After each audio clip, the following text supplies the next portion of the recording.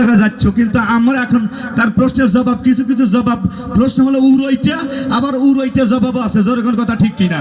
সেই উড়ইটা জবাবে হলো তাহলে যে তোমরা বিএনপি যাচ্ছ ও আলেম ওলামা হয়, যে আমরা দেখছি যে ইসলামিক দলের বড় প্রধান হয়ে হিন্দু খ্রিস্টান বৌদ্ধ এদেরকে যদি বুকে জড়ায় ধরে নিয়ে কম্বল দিতে পারে, আমরা মুসলিম একটা দলের মধ্যে কেন চাইতে পারি না? চিৎকার করে বলেন কথা ঠিক কিনা।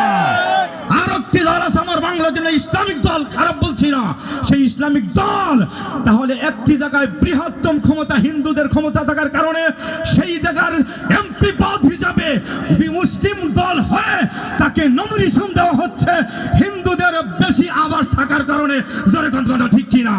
এখন আমাদের এই সব প্রশ্নের জবাব হলো আমরা ওলামা হয়ে যে এই বিএনপিতে যোগ দিয়েছি, এটা হলো আমাদের আবাসবাণী, বাংলার জমিনের সবচাইতে বৃহত্তম একটি দল। এই দলে আমরা প্রবেশ করে আল্লাহ পাকের দ্বীন কায়েম করব। চিৎকার করে বলেন কথা ঠিক কিনা, আরো জোরে কোন কথা ঠিক কিনা। আল্লাহ সুবহানাহু ওয়া তাআলা প্রিয় বন্ধুরা, ভাইয়ার আমার, আমাদের এই বাংলার জমিনের মধ্যে বৃহত্তম একজন নেতা আমাদেরকে আল্লাহ রাব্বুল আলামিন দান করেছে, ডক্টর এম এ মুহিত সাহেব।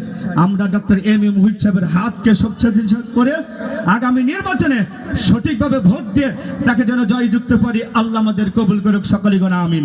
আর জোরে গণ আমিন। নারায়ে তাকবীর, নারায়ে তাকবীর। আসসালামু আলাইকুম ওয়া রাহমাতুল্লাহি ওয়া বারাকাতুহু।